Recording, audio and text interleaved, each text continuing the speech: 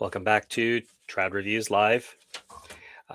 We are excited to talk about this, but before the episode out, Alexander and I were commiserating about the fact that there's just a lot going on. And on top of everything, the two of us headed to Rome in about a week's time. And we have our own preparation to do for that, both personal and professional, Hmm. spiritual too, no doubt. But before all that, we have a review on Catholics, this 1973 film. And I want to preface the remarks by saying Bishop Sanborn does not like this film because of the ending. And I think Understandable. his concern is always with souls. And that's his full-time job, literally. Hmm. And he's concerned about the way that this is framed. But I think perhaps he's not been a layman for so many years that he doesn't understand um, that that's a layman's perspective in a certain sense. It's not a Hmm. clerical perspective. I don't think there's any trads who are going to watch this film and say, "Oh yeah, I should go along with Vatican IV." So Yeah, I, yeah. I get I get his dislike of the film because of the ending, but I don't think he means that it's any kind of danger. So Mm. when I don't think a trad is going to watch this and be in any kind of danger of losing his faith. But I'll start with you, Alexander. Did you ever watch this film before getting ready for this? No, I had never heard of it. Which is surprising because it does. I think when I looked it up at first, I didn't read the article, but there was some article that said like a trad movie before its time or something like that, and it really felt like a good encapsulation of the current state of affairs. It was very kind of like a normal thing like that we experience in our day-to-day lives, as trad Catholics.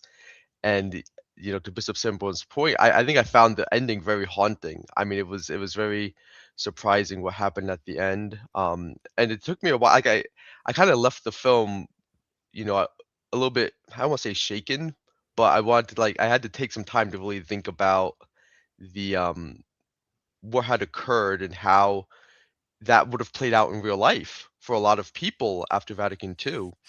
Um, but it's an interesting film because it starts out, I it almost felt like a spy film at the beginning. You have this gentleman come up, he has, I think, a leather jacket on. He has, I think, just like a black turtleneck, and he comes up and there's a mass on the cliff. And he's like looking down. He has this like look like, there they are, there's my target. And then he comes flying in on a helicopter a few moments later to the island. Um, it was very interesting, and we find out he's a priest. And the boatman in the film didn't know it either. Like, we might have not known it at the beginning of this film. So very modern priest. Yeah, you've touched on a lot there. I just want to note that I think the helicopter motif very much also stands for progress, Hmm. modernity, and they use old-fashioned boats to get back and forth. And they're on an island. There's the mainland. There's all sorts. Obviously, being situated in Ireland as well. There's a lot of other stuff in the background. I had to double check because I know that this was. I did it. Did I know this was based on a novella? I may not have known that prior to getting ready for this. I had watched it Hmm. before many years ago, but I only had vague recollections of it. Obviously, that opening scene of the Mass was what was most vivid in my mind as a memory Hmm. prior to coming back to watching it a second time. But I thought that that was done very well. And keep in mind, this is 1973. Yeah, So they were forecasting a near future. So the year 2000 yeah. is what they thought this would be when Vatican IV had happened. Skip right past Vatican III. Well, it's just so So interesting. Like, I was thinking about that. You had Vatican I in what, 1870s, Vatican II in 1960, and then in the space of 40 years, you have two other councils right. in this fictional world, which is, funny take, but But yeah. interestingly, too, if you look back in church history, particularly to the Great Western Schism, there was an overcorrection regarding councils because it thought, well, councils are the only things that can really fix the church when things go bad. So there was this heresy or evil of conciliarism, Mm, i.e., this was around Constance that we have to call councils every 20 years and the mm, councils will save the church. And this is also an error. We don't ever have to have another council again because the mhm. Holy Father can handle everything. We don't need councils, but councils do sometimes offer a good. But we've left that church behind. That's the phrase from the conversation with Martin Sheen's character and his superior, and also between Martin Sheen and the other, you could say, recusant monks. Hmm. That he's a new type of priest. He dresses like a layman, talks like a layman, prays like a layman, maybe, and he believes more in a direct exchange in the betterment of the world versus taking care of souls. And he's concerned with the upcoming First Congress of Christian and Buddhist Faiths that the wrong thing is going to be said. Yeah. Yeah. And that discussion he has in the refectory with the monk, people, yeah, I think that the church is here to help liberate peoples. And that must have been incredibly timely and popular with liberation theology in the 1970s. Hmm. And the monk says people don't want social justice. They want to be married, they want confession, they want mass, they want people to take care of their souls. Yeah. No, it's so interesting because there's the point, I believe it was in the telephone type of room with the one brother, and they're having this discussion, and he's like, "Well, why did you become a priest? You know, what's it like if you want to do this social justice, social revolution stuff, I mean, why did you become a priest? You don't need to be a priest to do any of that." Which is, such an interesting point. I was thinking about that, with Vatican II and such, and it's like, if this is what you wanted, all these people should have just gone away and gone to, start a nonprofit, go down to South America like we find out in the film, and overthrow some governments, if that's your cup of tea. You don't need to be a priest to do that. But I love that part where maybe this is getting a little ahead of things here, but we find out about this the Congress, like you say, between Christians and Buddhists, and the concern that that's going to have on the impact if they find out, well, there's a traditional Latin mass going on the shores of Ireland over here, and you know the film gets to a point where it's suggested that they're going to replace this abbot, and he shrewdly points out to the I think it's Father Kinsella, well, you forget that I can appeal to this World Ecumenical Ecumenical and something. Council overseas. He's like, oh, I'm so sorry, I forgot about that, you know, and that was just such a funny moment, playing their game, throwing it right back at him. And that's for us as a first time viewer, and spoiler alerts, Alexander and I are going to talk about the whole film, so we will spoil it for you if you want to hit pause and go and see the film first. But we don't know how Father Abbott, we don't know what his mind is. I think coming in as the first time viewer, we're thinking, oh well, he's with the monks. And then Mhm. all the way, I would say three-quarters of the way through the film, towards the very end, it was actually even further, maybe 80%, 90% of the way through the film, we find out the secret that actually he has lost his faith. He lost it at Lourdes. We find out that Lourdes was closed down Yeah, years ago yeah, because obviously it's one of these bastions of superstition, and that he doesn't have faith. He doesn't believe. He doesn't pray. And this shocks Father Kinsella. You yeah, mind, Father Kinsella is this social justice warrior. And when he says to Father Kinsella, I don't pray, I don't believe, even Father Kinsella is shocked yeah, that even for all of his liberalism, he must, believe in God and pray in some way. yeah. Well, I mean, That's what the reaction notes.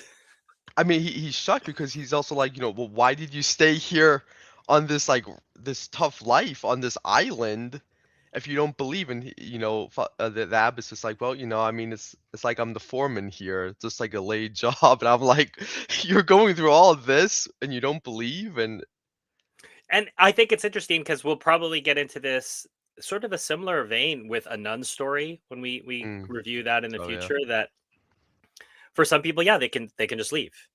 And for other people, they might think, well, what do I have on the other hmm, side? I don't have any family or friends. I've got to start over. I got to go get a job. hmm, And I'll just put up with this.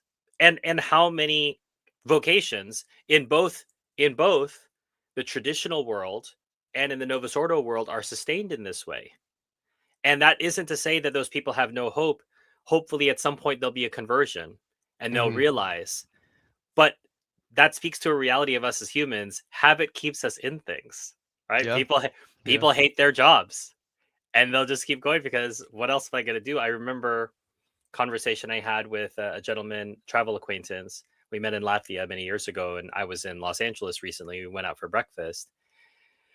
He was talking about how much he hates his job, and he had taken leave on purpose while he was trying to figure out what to do, but he made really good money at that job and he had benefits and he thought I can't leave. And I said, it's just not tenable as a thesis that you can do something 8 hours a day, 40 hours a week that you hate. I said, you don't have to love it. You don't have to dream about it at night, but you have to not hate it. Just a Mhm. basic rule of life. So it seems that he doesn't hate it. Yeah. So it makes it much easier for him to tolerate. He seems to like a lot of the brothers, except I think Father Matthew he doesn't get along with. But other than that, why not? It's a good Yeah. life. Yeah. He gets his fish, he gets his salmon, and he's the foreman. Um, Now, to be fair, I don't know if he completely lost his faith because he seems like at the end he's like, I don't know how long it'll take me to come out of it. And his purpose in not praying was a fear that he would get back into the doubt mode. So I don't know if he actually did regain his faith at a certain point, but just wasn't praying anymore. Did you pick up on that?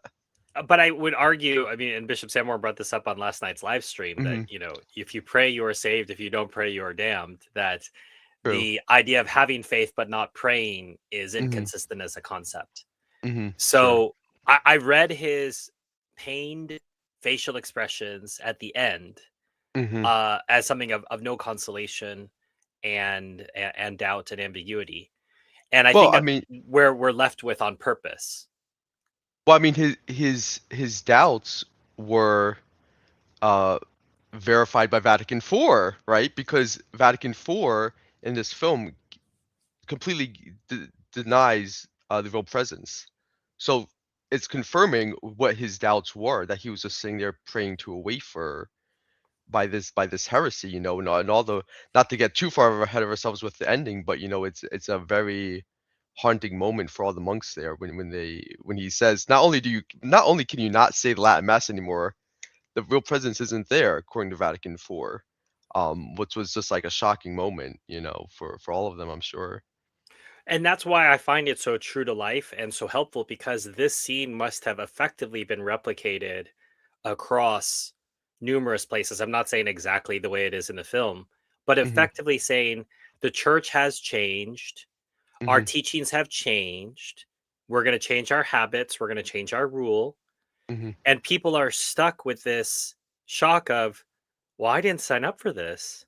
Yeah, I gave up my family, I gave up my friends, I gave up marriage so I could come and live a real Catholic life. And now you're telling me we're going to be laymen, and not even that, we're going to be apostate laymen yeah, who don't even believe in things. And yeah. so that's what's interesting is that community you can see has attracted traditional vocations. Mhm, They have young people there, and they did not call attention to themselves. It was the media that found out about the mass that we start the film with, and then it was broadcast, I suppose, 60 minutes style around the world. yeah. And ultimately, this question goes throughout the whole film, and that's why I think it's really important. The question is, what is the mass? Mhm, What is the mass? And that is the question that traditional Catholics have used since the 1960s to mhm. foreground everything. We've come later on to realize and articulate yes, the mass is one aspect of it, perhaps the most important aspect of it, because Catholics encounter it every day. They don't necessarily encounter council documents every Mhm. day of their lives. But it all comes back to Vatican II and whether that's Roman Catholicism or not. And Yes. if it is, as the film purports, this is who are you to judge the Vatican authorities? Mhm. Then you need to go along. But that's the central question at the heart of the film. Can I use obedience against the faith? Yeah. Well, it was a realistic moment there because so shameless plug for True Restoration. Stephen did interviews with His Excellency Bishop Dolan, Bishop Sanborn, and Father Chakada many, many years ago. You can find them over at True Restoration on YouTube or on the website. And I forget which one, but there was a poignant part in there where they were at believe they were part of a very traditional Novus Ordo monastery at some point before they entered the SSPX. And there was a discussion between, I don't know, it might have been Father Chakad and Bishop Dolan and the abbot. and the abbot said something like, "If the Pope told me not to believe in God, I would obey." And I mean, that's just such a shocking, very malicious level of obedience, because at a certain point, obedience ceases, especially when it comes to sin, and to deny God out of obedience is such a horrific thing and a horrific um, corruption of obedience.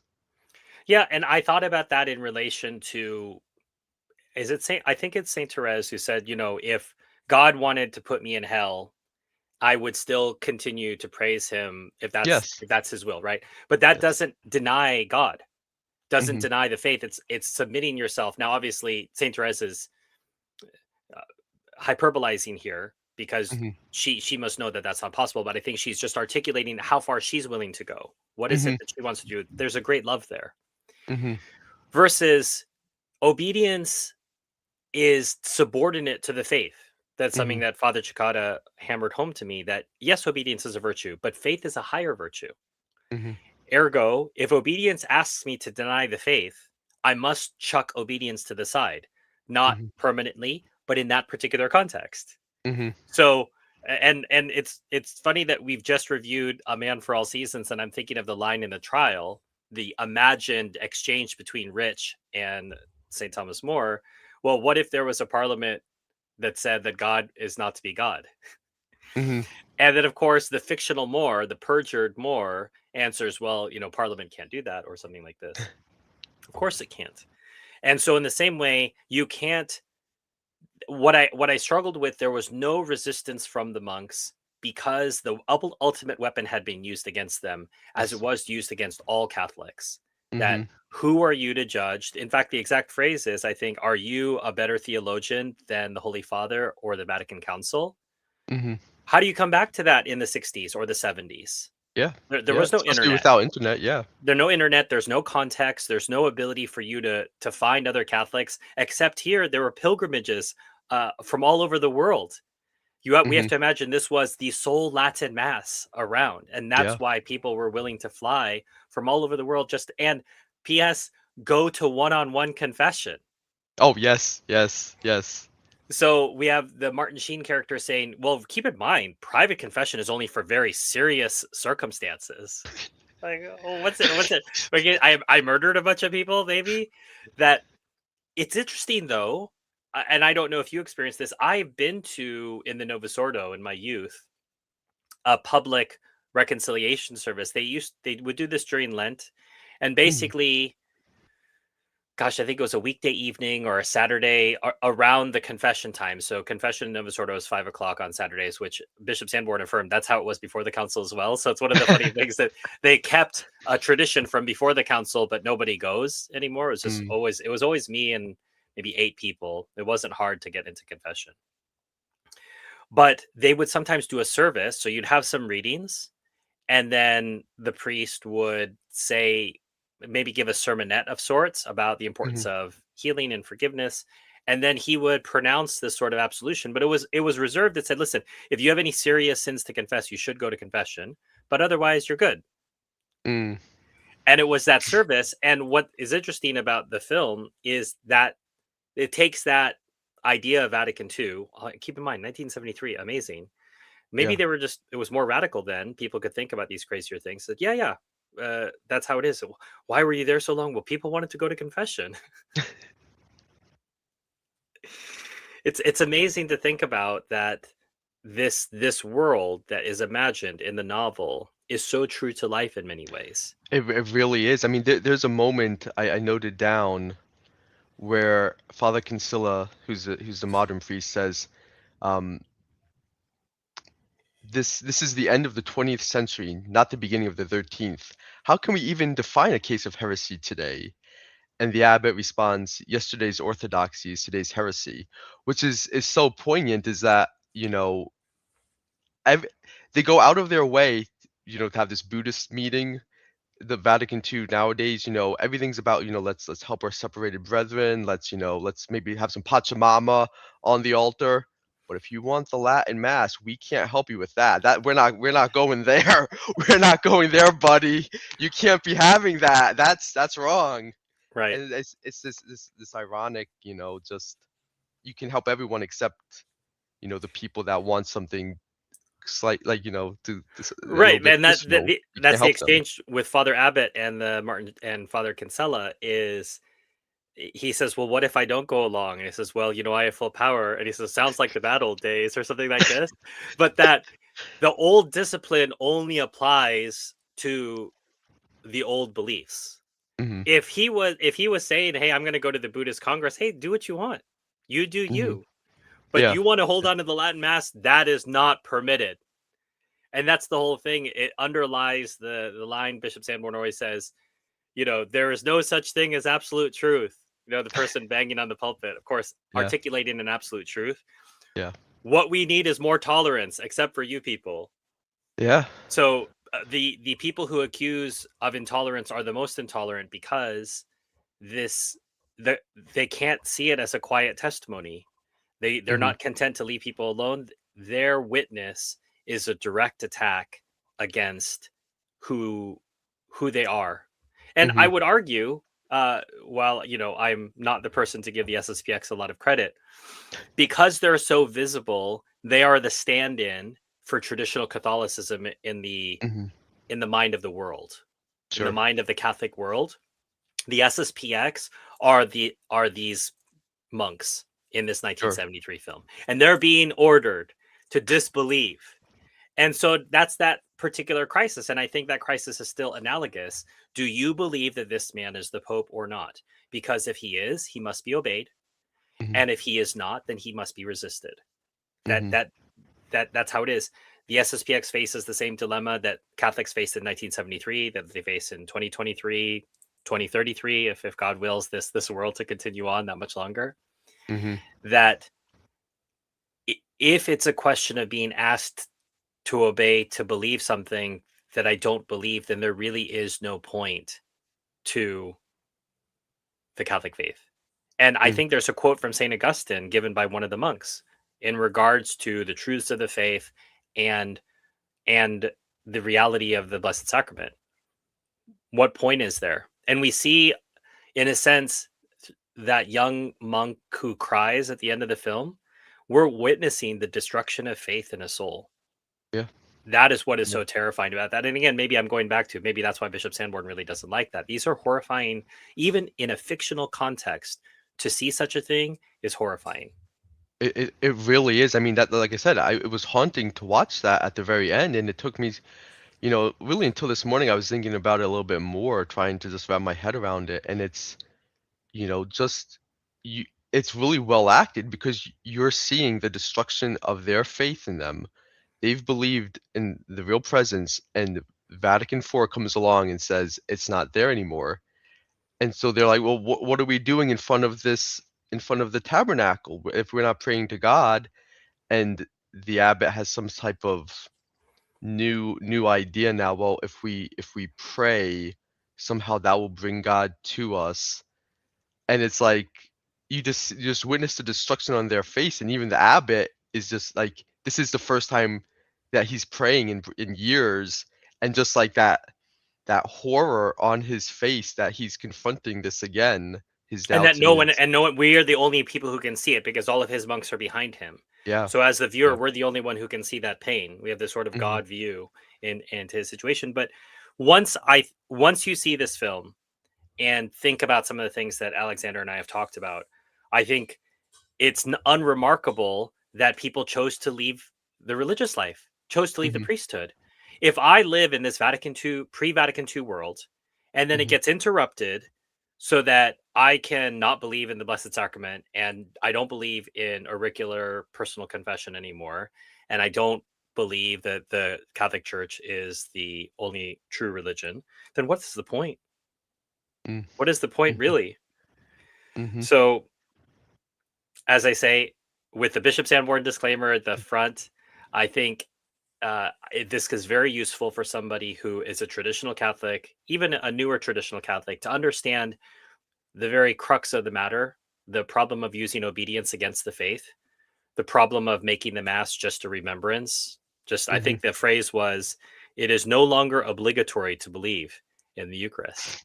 You just, you, And the idea of just changing teachings to make people more comfortable or for ecumenism, it's a mockery of religion in general. Even if I Absolutely. believed in another religion, if I said I had to change my religion in order to accord with other religions, then my religion has no point. Just on a natural level, it doesn't even make sense. Yeah, absolutely. And going back to that conversation in the telephone room, I noted down this one line where, the brother is talking about saving. He's like, "What about saving souls?" And Father Kinsella is putting this social change idea, the here and now, and he has this line, which I was like, "What the heck is this?" He said, "They need more than pie in the sky."